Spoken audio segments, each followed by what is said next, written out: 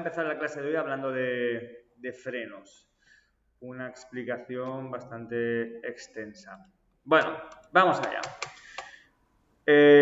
Primero, desde un punto de vista de la mecánica, y esto es muy técnico, los fabricantes pueden instalar frenos de disco o pueden instalar frenos de tambor. Vámonos al tema 5. Tema 7, perdón. Por un tema de costes, pues hay fabricantes que a lo mejor en las ruedas de delante ponen frenos de disco y puede que en las ruedas de detrás ponga freno de tambor. Bueno, tú de momento lo que tienes que saber es que es mejor el de disco. Si tú puedes fijarte a la hora de comprarte un vehículo, si en las 4 ruedas llevas freno de disco, a lo mejor estás entre dos modelos, un Opel Corsa, un Seat Ibiza, un Renault Clio, ¿vale? Estás ahí, ¿no? Y más o menos te gustan los 3 vehículos. Pero mira, a lo mejor un punto que te va a elegir, a decidir, es que ese fabricante se lo ha currado más si en las 4 ruedas te ha puesto freno de disco y no si ha escatimado en gastos y delante te ha puesto frenos de disco y detrás te ha puesto freno de tambor, que es el que estoy señalando con el ratón. El de disco es más eficiente, el de disco se refrigera mejor, el de disco es más preciso. Todas estas son las ventajas. El freno de tambor, bueno, también funciona. Lo que pasa que este sistema así de frenada más interna de la rueda tiene problemas de refrigeración y tal y como estoy paseando el ratón, todo esto de color rojo es la superficie frenante. El hecho de que tenga tanta superficie frenante en realidad no es bueno, porque se calentará en exceso y es menos preciso, con lo cual es más fácil bloquear la rueda. Eso como conceptos técnicos y de más bien mecánica. Hay 4 maneras de que tú puedas frenar un vehículo. 4. Aquí.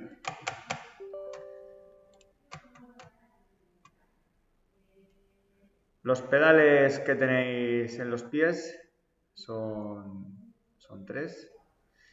Y aquí te lo voy a explicar. Vale, bueno, en el pie izquierdo está el embrague, otro día hablamos de él. En el pedal central pie derecho está el freno y el pedal de más a la derecha acelerador. Vale, pues venga, en esta tabla vamos a ver las 4 maneras que tenemos de frenar el vehículo. Cuando tú pisas el pedal central, ese freno se llama freno de servicio o freno de a pie.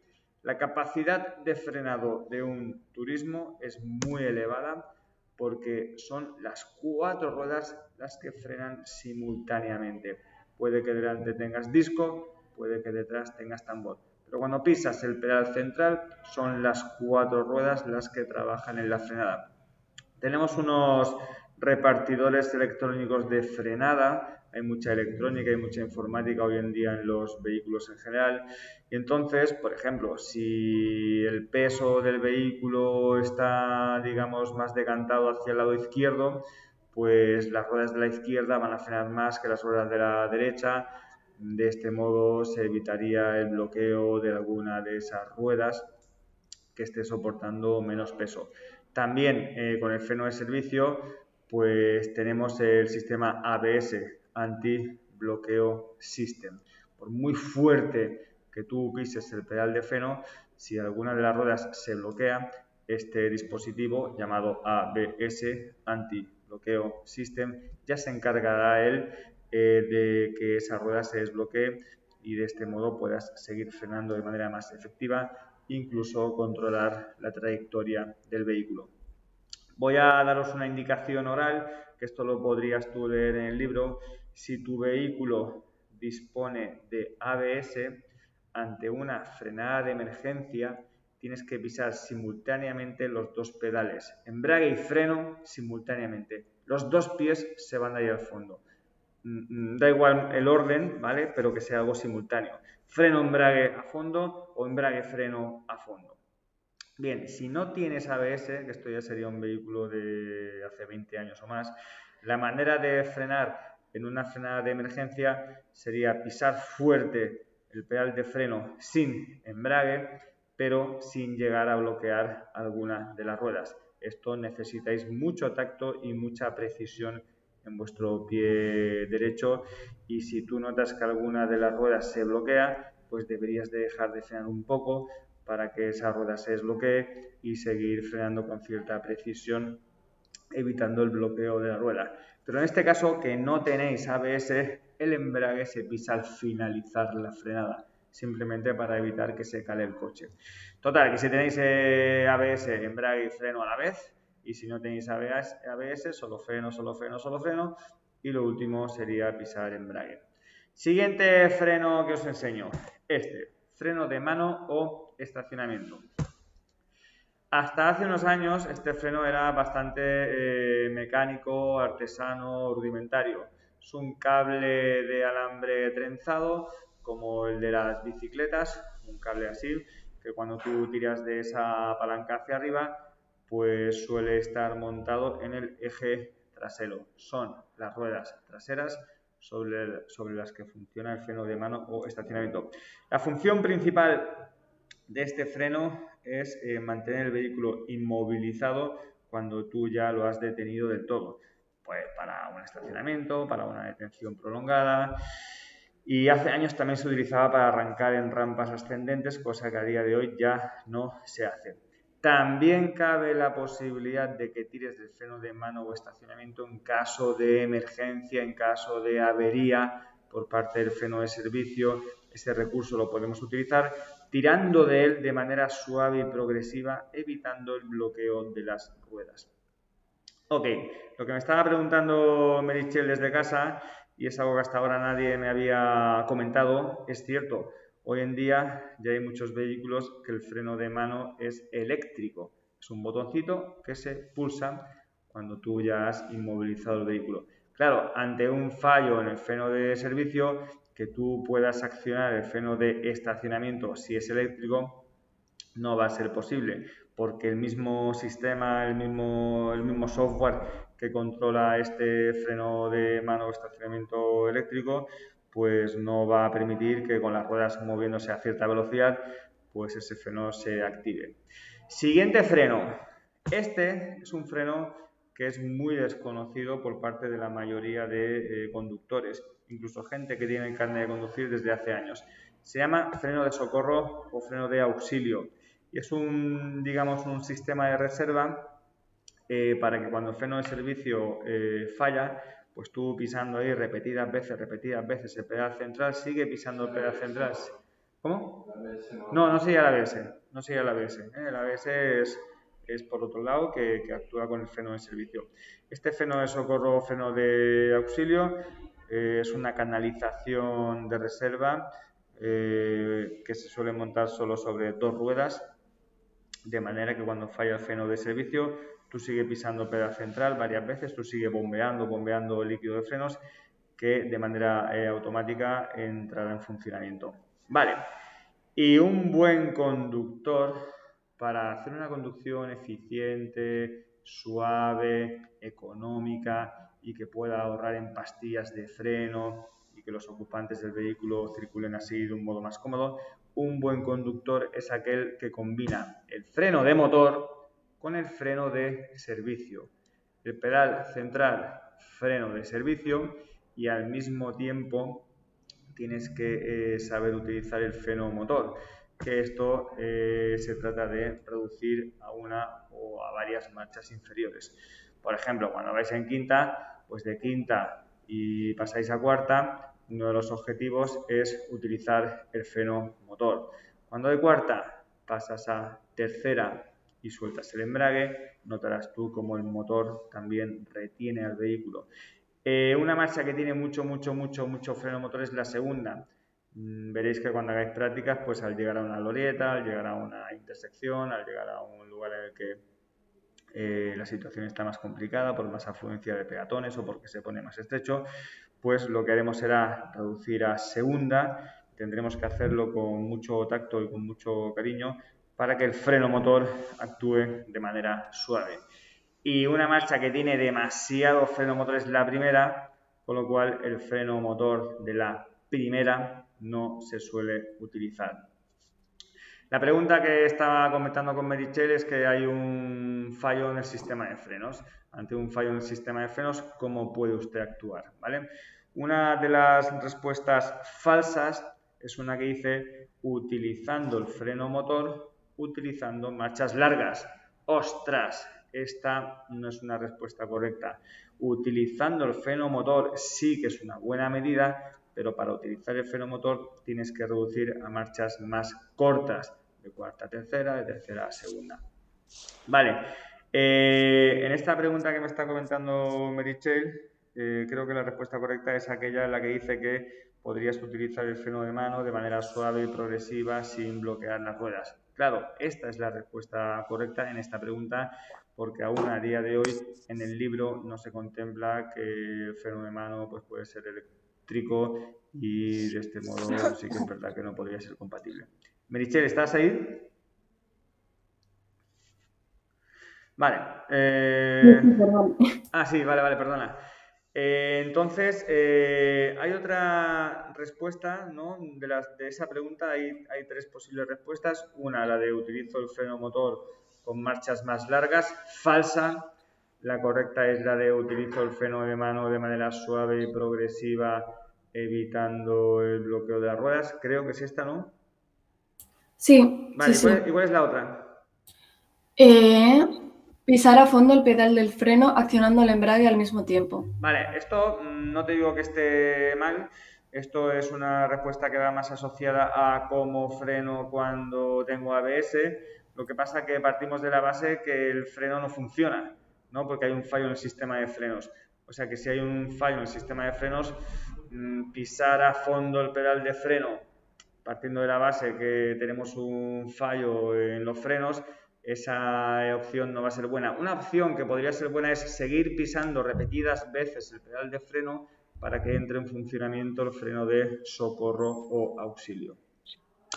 Vale, con toda esta explicación que te he dado, Meritxell, ahora la duda queda más resuelta.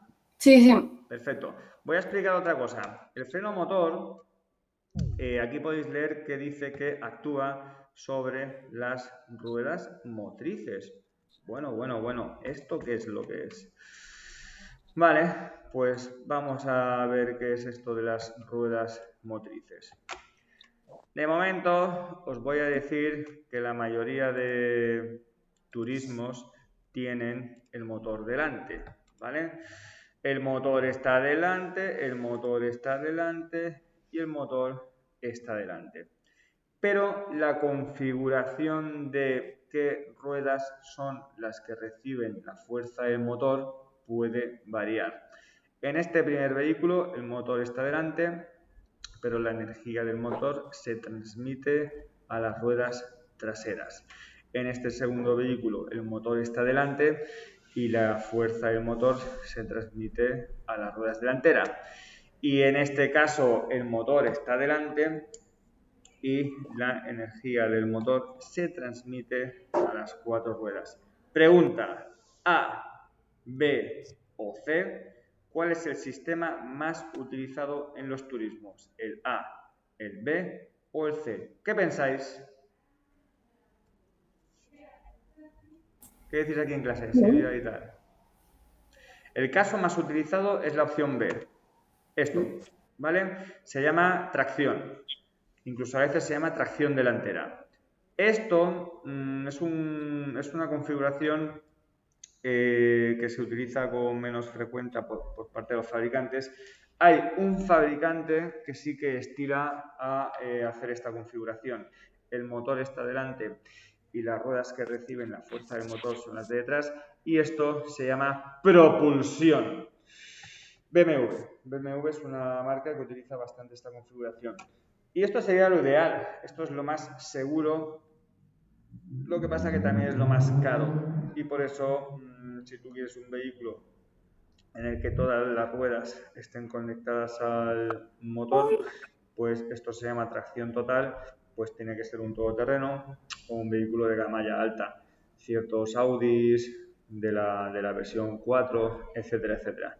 Bueno, la opción B, que es la más utilizada por coste económico y también por seguridad. Es mucho más fácil controlar un derrape si vuestro vehículo es de tracción delantera que no si vuestro vehículo es de propulsión.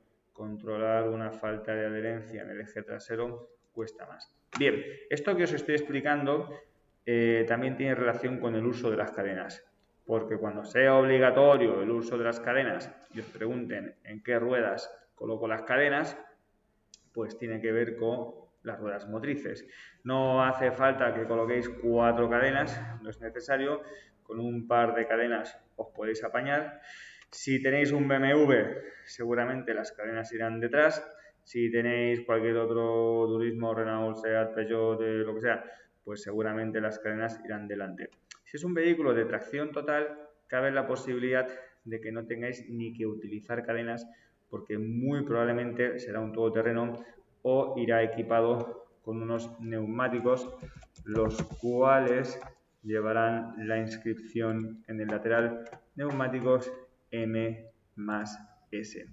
M es mat, barro, y S es snow, hielo o nieve. Los neumáticos MS, en principio, el dibujo y las características no parece que no cambian mucho respecto a un neumático normal, pero sí que está mucho más elaborado el corte de ese dibujo y la inscripción que podéis encontrar en el flanco sería esta M más S.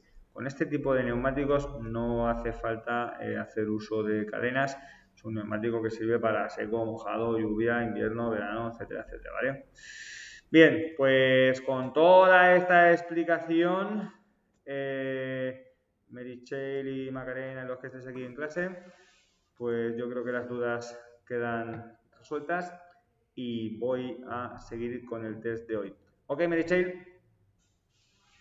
Vale. Ok. Sí, perfecto. Venga, pues voy a seguir.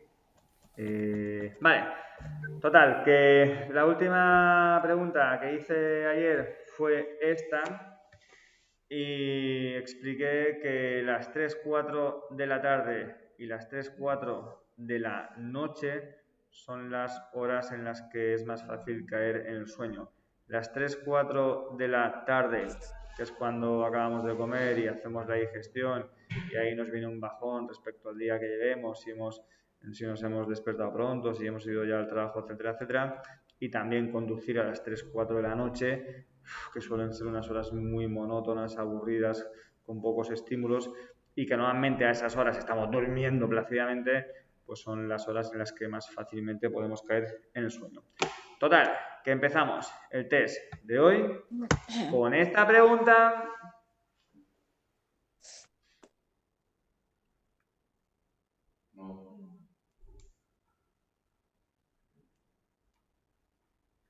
Dun, dun, dun, dun, dun, dun. No. Vale, es una pregunta un poco trampa, ¿vale? Yo creo que Entonces, sí. vale, cuidado La C. que ahora os explico. Las zonas de carga y descarga sí que tienen un horario de utilización, ¿vale? Pero aquí esta pregunta nos está hablando del carril bus, ¿vale? No nos dicen que se trata del carril bus, pero a ver, un carril reservado para uso exclusivo del transporte público urbano, esto es el carril bus.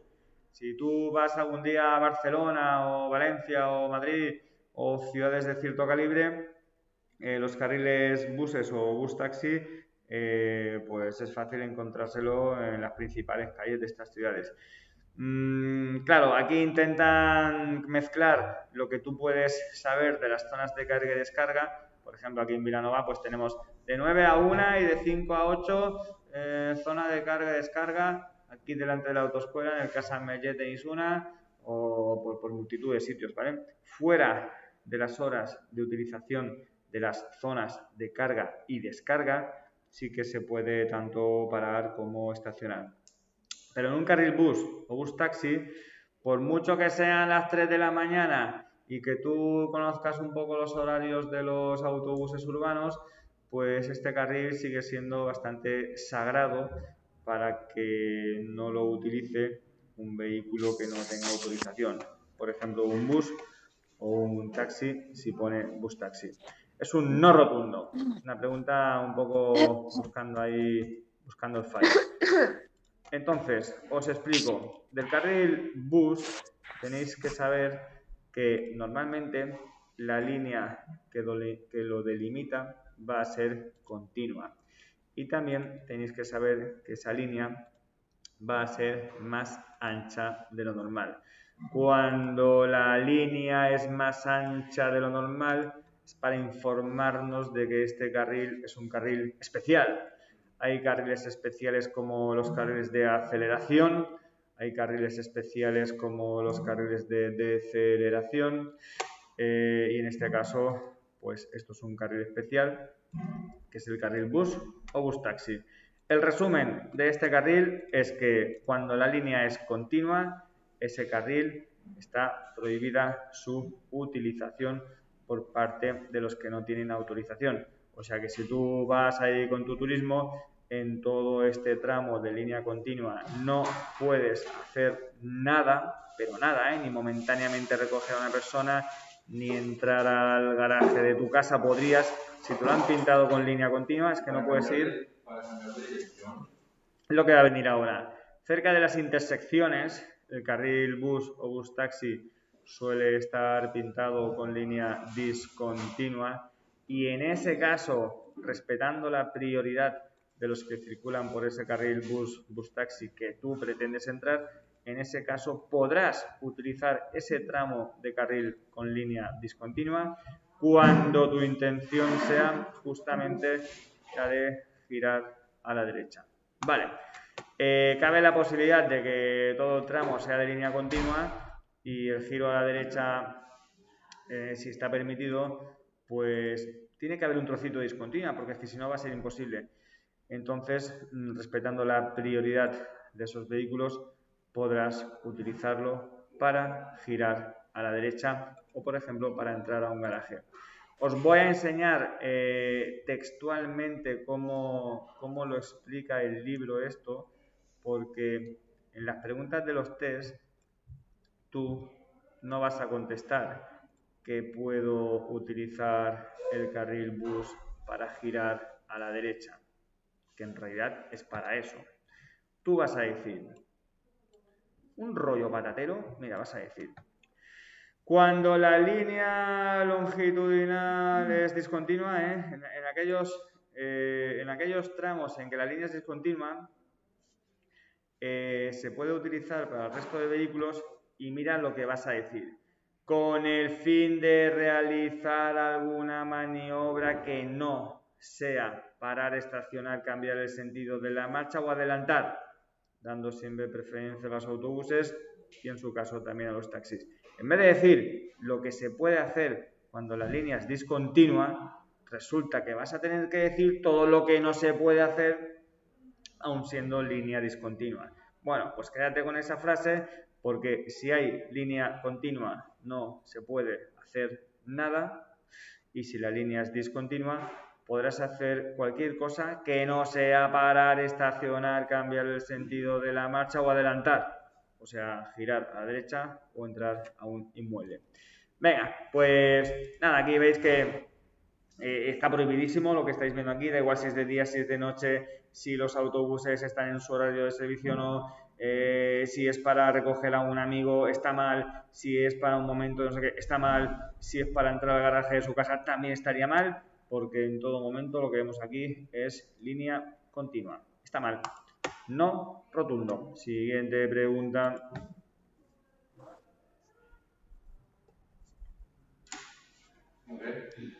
La B. Vale, y muy falsa la A y muy falsa la C.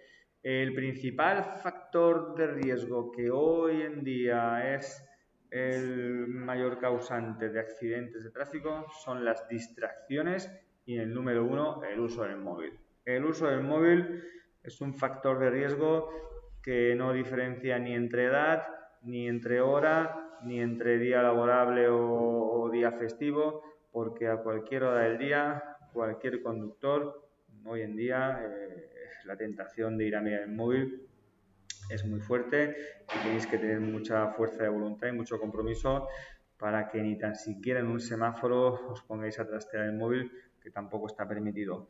A partir del 11 de mayo de este año, la sanción por la utilización del móvil va a ser mayor. Van a ser 500 euros y 6 puntos, solo por tocarlo. No vale decir que no lo estaba utilizando, no lo podéis tener ni en la mano. Para que utilices... Sí, bueno, lo más seguro sería que ni sonara, porque aunque tú no lo toques, el hecho de que el móvil esté sonando ya provoca ahí cierta distracción en tu atención, porque te vas a preguntar, ¿no? ¿Y ese WhatsApp quién será? ¿Será el trabajo? ¿Será la familia? ¿Será importante? ¿No lo será? Entonces lo ideal es que el móvil lo tengáis en silencio y ni que os suene. Que sí, que tenéis dispositivos legales como en manos libres sin auriculares, pero también con la responsabilidad y el compromiso de que no mantengáis conversaciones durante más de 2 minutos, no os llevéis la oficina en el coche, atender la llamada, a ver si es urgente, si no es urgente, y si ya sospecháis que la conversación va a ser prolongada, pues la persona con la que tengáis que hablar le invitáis a que lo hagáis en otro momento. Que el móvil es una herramienta muy útil, ¿no? Incluso hoy en día con la utilización del GPS y demás, bueno, si tú quieres utilizar el GPS del móvil, tendrás que colocarlo en un dispositivo de estos tipo Ventosa que estén homologados para que podáis atenderlo sin tocarlo. Es que no lo toquéis, ¿eh? De este modo se quitan las excusas de no, que es que lo estaba poniendo en tal sitio o que se me ha caído de la chaqueta. No, el móvil ni tocarlo. Vale, siguiente pregunta. Profe, Dime. una cosa. Pero ¿y la gente que vive trabajando, en plan, que se vive desplazando y tiene que trabajar por el móvil, o sea, coger llamadas y todo eso, se pasa más de 2 minutos hablando? Bueno, no es multable, ¿vale? No te pueden controlar si tú la conversación la estás llevando durante más de 2 minutos. Esto no es controlable ni es multable. Hay gente que se pega 20, 30 minutos ahí conduciendo, llevando una conversación. Esta gente va totalmente distraída y es muy susceptible de pasarse señales importantes y muchas veces suelen tener problemas con los límites de velocidad, porque hay variaciones en los límites de velocidad, no atienden las señales de velocidad, van con unas velocidades elevadas excesivas y venga, multitas por aquí, multitas por allá. No por el uso del móvil, no por el uso del móvil, porque si lo hace con manos libres y sin tocarlo está permitido y por ese motivo no se puede multar, pero la distracción que genera el uso del móvil, tanto para las multas como para la posibilidad de tener un accidente, es muy elevada. Entonces, claro, sí que es verdad que hay gente que su herramienta de trabajo es un teléfono móvil para atender, para llamadas, para albaranes, para, yo qué sé, hojas de ruta. Bueno, esta gente lo que debería hacer es lo que se llaman paradas técnicas. Pues, no sé, cada 20 o 30 minutos una parada correcta en un lugar que no esté prohibido, atender esa herramienta que es el móvil durante 2-3 minutos por si hay que variar la ruta o por si hay que contestar un mail y seguir trabajando, pues si es conduciendo y atento al volante y tal. Ok, Macarena. Sí. Venga, pues siguiente pregunta. ¡Hala! Venga, el alcohol. Esta semana he estado hablando bastante de alcohol. La B. ¿Qué dice el resto? La B. Sí, digamos que el camino del alcohol es que pasa por la boca, pasa por el esófago, llega al estómago, del estómago a los intestinos y de los intestinos a la sangre. Entonces, ¿de qué modo el alcohol llega antes a la sangre? Y en este caso, cuando no se Con el tiene estómago nada, ¿no? vacío. sí, en este caso es la de beber en ayunas, es que va directo a la sangre en muy poco tiempo. Y lo de bebidas fermentadas o bebidas destiladas, si tuviéramos que elegir, nos decantaríamos por bebidas destiladas. Ron, vodka, whisky. Es que la graduación que tienen estas bebidas, 30, 40 grados de alcohol puro, pues al ser mayor también se absorbe y más rápido y con más intensidad. Entonces, el beber en ayunas facilita que la absorber el alcohol es hasta que llega a la sangre, ¿no? ¿De qué modo llega a la sangre? Pues con el estómago vacío llega antes a la sangre mucho más rápido y mucho más intenso. Os recuerdo que la manera de eliminar el alcohol en el cuerpo es a través del hígado principalmente. El 90% del alcohol se metaboliza en el hígado. El hígado rompe la molécula del alcohol y lo convierte en lo que era inicialmente. El alcohol inicialmente era un tipo de azúcar, un tipo de hidrato de carbono. Total, que el hígado reconvierte el alcohol en unos azúcares de calorías vacías, que tampoco que sean muy útiles para daros energía, ni nutrientes, ni nada. Vale, sudar y mear solo elimina un 10% del alcohol que tengáis en la sangre. Voy a pasar a la siguiente pregunta, no me entretengo hoy con el alcohol, que estos días atrás ya he hablado bastante de ello. Venga, siguiente pregunta. De esto también hace días que no hablo. A ver. La B. Muy bien, vale. Es algo que tendréis muy bien informado en vuestro turismo. Suele ser una llave que está dentro de la guantera o suele ser un interruptor que no suele estar muy a mano para que nadie lo manipule.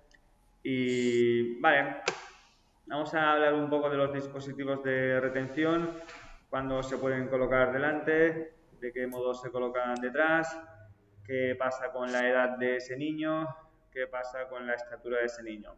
Bueno, en el libro la norma general habla de una edad y dice, como norma general, los menores de 12 años no pueden viajar en los asientos de delante y deberán de usar un dispositivo de retención en función de su peso y de su talla.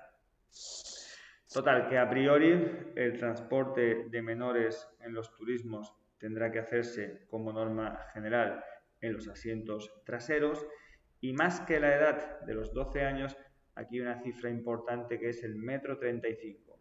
Las sillitas, los alzadores, los cucos, los capazos, que esto va en función del peso y la talla de ese niño, más que por la edad, va en función de los 135 centímetros. Cualquier persona, fijaos que ya no hablo ni de niños, cualquier persona que no alcance el 1,35 m está obligada a llevar un dispositivo de retención en función de su peso y de su talla. Entre 1,35 m y 1,50 m tenéis ahí 15 centímetros, entre 1,35 m y 1,50 m, 15 centímetros que podéis seguir, o sea que podéis utilizar cualquiera de los dos sistemas. Podéis seguir con esa sillita o con ese alzador o podéis utilizar el cinturón de seguridad. Y a partir del 1,5 m, el único dispositivo de retención autorizado es el propio cinturón. Imaginaos que a una persona o un niño de 1,5 m le ponéis un alzador, va a ir con la cabeza chocada en el techo. Para que tú coloques a un menor en el asiento del copiloto, los 3 asientos de detrás tendrán que estar ocupados por menores con sillitas, alzadores o cucos. Y si lo que tú colocas en el asiento del copiloto es un capazo de este tipo, hay que desconectar el airbag. Fijaos lo que podría ocurrir en caso de accidente, ¿no? El airbag se dispara y el niño, más que protegido, va a salir catapultado hacia la parte trasera del vehículo. Vale, pues esta es la normativa del transporte de menores en los vehículos de uso particular.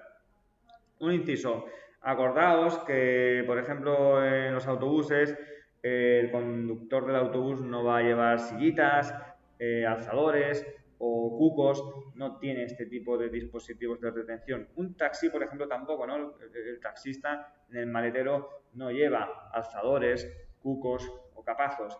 Entonces, hay una excepción respecto al uso del cinturón y respecto al uso de estos dispositivos de retención, y es para cuando los menores de 3 años viajan en transportes públicos. Un menor de 3 años en un autobús o un menor de 3 años en un taxi resulta que está exento de llevar el cinturón y va a quedar muy desprotegido porque tampoco va a tener ni un alzador ni un cuco. ¿Qué pasa? Que es que le vendría cinturón por la cara. Menor de 3 años, si tú le intentas poner un cinturón, es que le van a ir por la cara. Bueno, pues queda desprotegido porque no utiliza cinturón, no utiliza sillita y como mucho lo que va a utilizar son los brazos de sus padres, que tampoco van a ser muy efectivos en caso de accidente. Venga, os explico esta excepción también, que es bastante concreta. Ok, total, que esto es, muy bien, es la ven, el airbag se desconecta. Otra cosa, quiero hablaros del transporte de menores en los vehículos de 2 ruedas. ¿Cómo va esto de la edad? Para que tú tengas un recurso memorístico, te pongo esta imagen en pantalla. Bueno, estos son las señales de prohibición y las señales de obligación para ciclos, para ciclomotores y para motocicletas. Lo que pasa es que utilizo esto como recurso memorístico. Vamos allá. Otra vez la edad. Como norma general, los menores de 12 años no pueden ir de pasajeros en los vehículos de 2 ruedas. Vale. Primera excepción. Desde los 0 hasta los 7 años podrán ir de pasajeros en una bicicleta con esta sillita así de plástico que suele estar homologada, y lo único que se pide es que el conductor sea mayor de edad. La segunda excepción va desde los 7 hasta los 12 años. Desde los 7 hasta los 12 años ese menor podrá ir de pasajero tanto en un ciclomotor como en una motocicleta, y lo que se pide es que el conductor sea su padre, su madre o un tutor legalmente autorizado. Tiene que cumplir ciertas condiciones de seguridad muy lógicas. Una, pues tiene que llevar casco, claro, como todo el mundo. 2, tiene que ir a horcajadas. Ir a horcajadas es sentado detrás del conductor, abrazado a su cintura. Eso es ir a horcajadas. Y la tercera condición de seguridad muy importante es que llegue al reposapiés. Para eso, ¿no? Que los pies no se metan por dentro de las ruedas, ya que ven ahí destrozados. Muy bien, siguiente pregunta.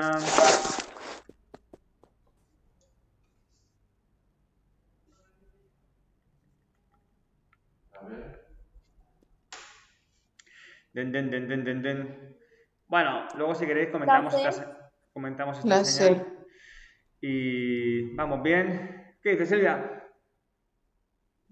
Las señales horizontales son las marcas viales. Eso es. Eso es. Vale, hay 5 grupos de señales. Luego os comento esta, que es una señal que pocas veces se ve por nuestras carreteras. Y para esta pregunta, pues os muestro esta tabla. A veces las señales entre ellas se contradicen. Una te dice que sí, otra te dice que no, una te dice que más, otra te dice que menos. Entonces, en caso de conflicto, en caso de contradicción respecto a las diferentes señales, pues tenemos que utilizar este orden de prioridad. Los agentes y también los trabajadores de las obras públicas, ellos, pues las indicaciones que ellos nos dirijan son las que más valen. Número 2, señales de balizamiento o también señales que se llaman circunstanciales. Tiene que ver con los conos, tiene que ver con los paneles, tiene que ver con los pórticos luminosos de las autopistas, de las autovías, tiene que ver con las obras. Ok, número 3, semáforos. Semáforos circulares. Número 4, verticales, que son las de chapa. Y número 5, las señales horizontales, también conocidas como las marcas viales. Total, que las señales verticales, que hay muchas que son importantes, que hay que respetarlas y que tienen mucho valor, las señales verticales, en caso de contradicción, solo están por encima de las horizontales o marcas viales. Vamos a la pregunta de nuevo. La señalización vertical prevalece solo sobre las horizontales o marcas viales. Un ejemplo en el que podemos ver este tipo de contradicciones es cuando en una intersección un agente dice que no, un semáforo dice que sí y luego a ver qué pasa, que hay un stop que también dice que no. Bueno, pues aquí según la tabla nos quedamos con lo que diga la gente. Si la gente dice que no es que no, si la gente dice que sí es que sí. Vale, fuera de la gente. Esto quizá hasta ahora no os habéis fijado mucho, pero esto es un uso bastante generalizado. La mayoría de intersecciones reguladas por semáforo, a modo de reserva, se colocan en ciertas calles, cedas o stops, para cuando el semáforo no funciona o para cuando el semáforo está en fase amarillo intermitente. Total, que en esta imagen pues lo que prevalece es el semáforo y es lógico, porque si tú aquí tienes un verde, los que vienen por la vía transversal tienen un rojo. ¿Qué haces haciendo un stop si ellos tienen rojo? Total, que el stop queda ahí a modo de reserva para cuando el semáforo no funciona o para cuando el semáforo está en la fase amarillo intermitente. Bien, algo muy extraño y que sí que sería un fallo de la señalización sería que dos señales del mismo tipo se contradijeran entre ellas. Bueno, esta de aquí arriba prohíbe parar y estacionar y la de abajo solo prohíbe estacionar. Pues cuando son del mismo tipo y se contradicen, la fórmula que utilizamos va a ser que me quedo con la más restrictiva. Pero fíjate que aquí no te quedas con la más restrictiva, sino que utilizas el orden de prioridad entre señales. Cuando son del mismo tipo, que esto es un fallo de la señalización, tendrá que venir un operario del ayuntamiento a cambiarlo no dentro de mucho, pues la fórmula es me quedo con la más restrictiva. Pero a ver que hay casos en los que no es contradictorio. Aquí no podéis decir, cuando se ponga en verde giro porque el semáforo prevalece. No podéis utilizar esa fórmula porque aquí no hay una contradicción, sino que las señales en este caso se están complementando. Puedes continuar, no puedes continuar, pero girar a la izquierda pues está prohibido. O sea que una señal complementa a la otra o trabaja de manera independiente de la otra. Vale, total, que... Ok. Bien, os voy a explicar un poco de qué va esta señal del rombo amarillo. Es una señal que cuando tú te la encuentres, en cierto modo, ese rombo amarillo, pues es una señal positiva para ti. Cuando tú... Prioridad. Sí. Es la otra, ¿no? Bueno, digamos que hay un inicio y un fin. En la pregunta del test os han puesto esta señal, yo creo que a modo de adorno. Y ya está. Como que si no existe. Sí que existe, ¿eh? O sea, sí. Lo que pasa es que en esa pregunta, esa señal, pues bueno, tampoco nos ayuda, ni nos desayuda, ni nos... Pierdes Perdona, la Manu. prioridad, ¿no? Sí. Soy Diony, Manu. ¿Cómo? Una cosa, si esta Sí. señal aparece con esta franja negra en medio, no sé, había entendido antes o entendí mal que era como que si no estaba o qué significa. Vale, vamos a verlo. Digamos, vale, voy a empezar por otro lugar. Voy a empezar por aquí. Estas 1, 2, 3 y 4 y 5 señales sí que nos las podemos encontrar con más frecuencia en nuestras carreteras. Cuando tú estás circulando, y vámonos a Google Maps, que así llegaremos a sitios interesantes. Que tú circulando te encuentres esta señal de peligro, vamos a verla en en un lugar en concreto. Por ejemplo.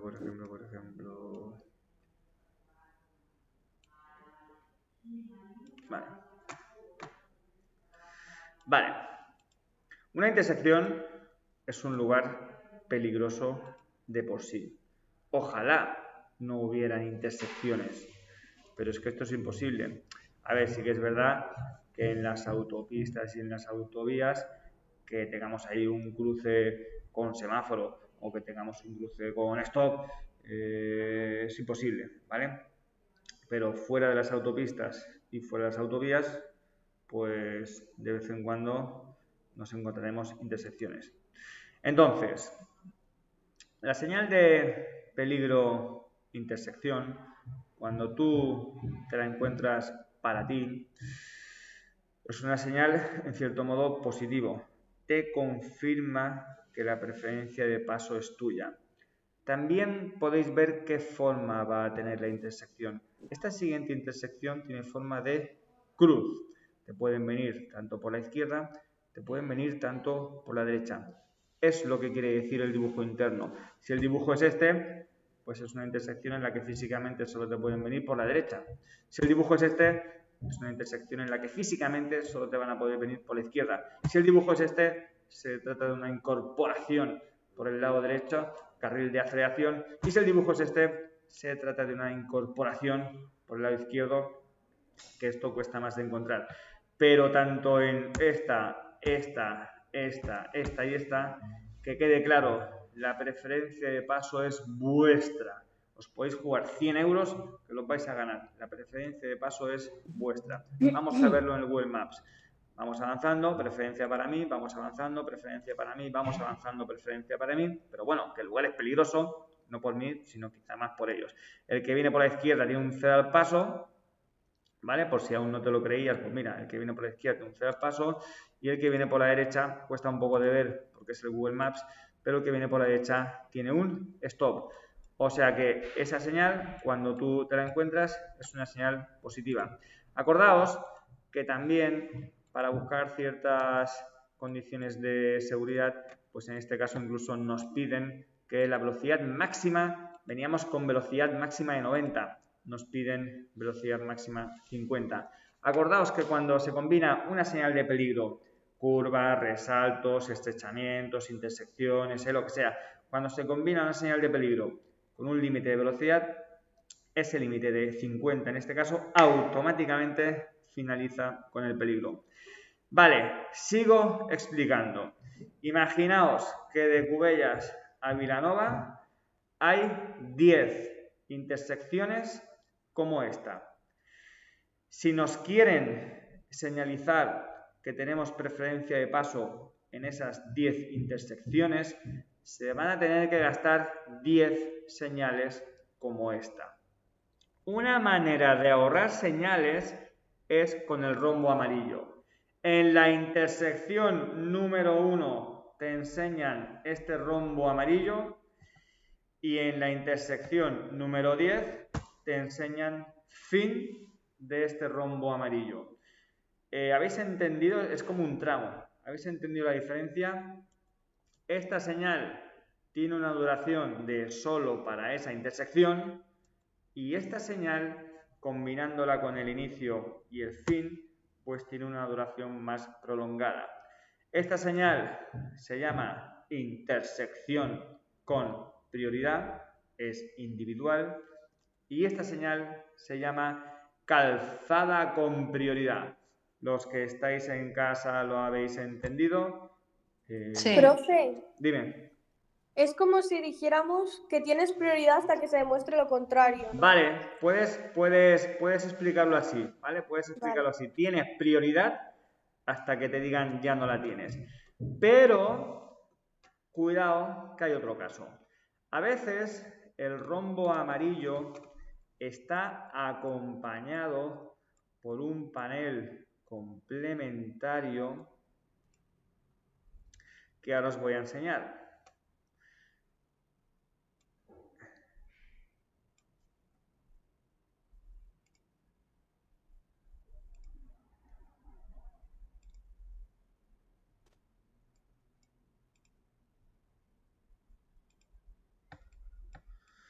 Esto es la carretera del pantano. Cuando ya llegáis al Arbós, la gente que no se lo conoce, pues hay una curva ahí muy cerrada. Aquí está. Mira, ¿ves la combinación? Los que estáis en casa. Sí. Sí, Vale, ahora que el rombo amarillo está complementado por una especie de itinerario o trazado, ahora cambiamos la explicación. Prioridad de paso para los que giran en esta curva. No hace falta que te digan el fin, porque ese panel complementario lo que te está diciendo es que los que toman la curva hacia la izquierda son los que van con prioridad sobre los que te vienen por esta otra carretera. Entonces, cuando el rombo amarillo está solo, desde aquí hasta aquí, prioridad, pero cuando el rombo amarillo está acompañado por estos paneles de itinerario, pues es deducción que ya está. Cuando tú hagas este giro, pues ya está, ya se ha acabado esa prioridad en ese tramo. ¿Me ha explicado bien, clase? Sí. Bien, Sí. que ya me voy a empezar a despedir porque son las 10 y voy a hacer clase. Lo primero que voy a hacer es detener la grabación